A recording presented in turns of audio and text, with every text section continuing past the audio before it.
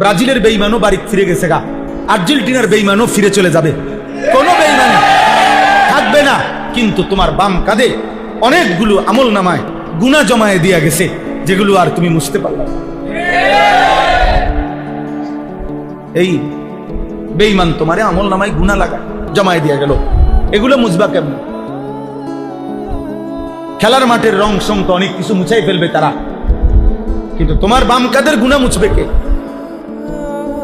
FIFA তো খেলার মাঠের অথবা আয়োজক কমিটি খেলার মাঠের অনেক কিছু পিলার গাড়ছিল, ফ্ল্যাগ গাড়ছিল, হ্যাঁ হয়তো এগুলো উঠায় ফেলবে, বিভিন্ন এডি তো সব সরাইতে পারবে, কিন্তু তোমার আমার বাম কাঁধে যে গুনাহ জমছে এটা কে সরাবে? দুশ্মন আমাদের ছেলেদেরকে বুঝাইছে যে তোর শরীরের গঠনের চাইতে চুল রাখবি এত বড় যে শরীরের থেকে চুলের ফোঁজা বেশি। একটা মানে বোঝা, একটা গাধার পিঠে কতগুলো বোঝা চাপাইয়া দিছে, এটা আহম্মক যে। তো দুশ্মন বুঝছে যে তার মাথার মধ্যে এক ঝাঁক চুল কতুরি উড়াই দিবি, তের কাম ধরাই দিবি জীবনে, যে হ্যাঁ আর কোনো কাজ নাই, কাম একটাই, প্রতি মিনিটে 3 বার। বাহ, আকামলার কাম লাগিয়ে গেছে মাশাআল্লাহ। বুঝেন না? আপাতত যেহেতু হাতে কোনো কাজ নাই তাহলে চুল ফিরাও, বুঝেন না? চুল ফিরাইবা তুমি, তোমার চুল নিজেরটাই নিজের সামনে আইসা পড়ে, আবার ফিরা, আবার আইসা পড়ে, আবার ফিরা। তো হেই বুঝতেছে এটা বেশেপ, অসুবিধা হইতে আছে, তো এটা পিছনের সুপার গ্লু লাগাই দিলেই তো হয়, অথবা আইকা জাতীয় একটা কিছু লাগাই দিলেই তো এটা সামনে আসে না, একটা রশি দিয়ে বান্ধিয়ে দিলেই তো হয়। এটা না, বলবে যে এটা সামনে আইবে আর পিছনে ফিরে, এটার নামই তো ফ্যাশন।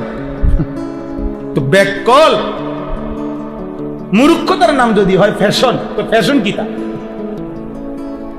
বুঝেন না? অর্ধউলঙ্গ নারী এটার যদি হয় সংস্কৃতি, তাহলে এটা সংস্কৃতি আসলে কি?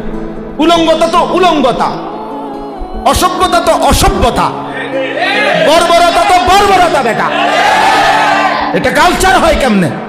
এটা সংস্কৃতি হয় কেমনে? এটার জন্য তো পৃথক শব্দই আছে।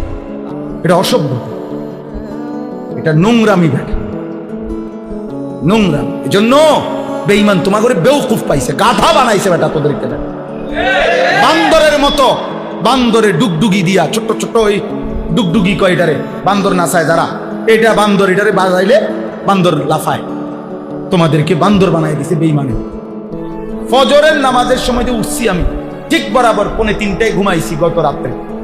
এরপরে ফজরের জামাত ধরছি মাদ্রাসায়। ফজরের নামাজ পড়ে আমার ছেলে, ছোট ছেলে হেফজখানায় পড়ে, তার 2 পারা কোরআন শরীফ এক বসায় থেকে শুনছি পিছনের পড়া। এই থেকে যে শুরু করছি এখনো পর্যন্ত এই পরিশ্রমের উপরে আছে, আলহামদুলিল্লাহ।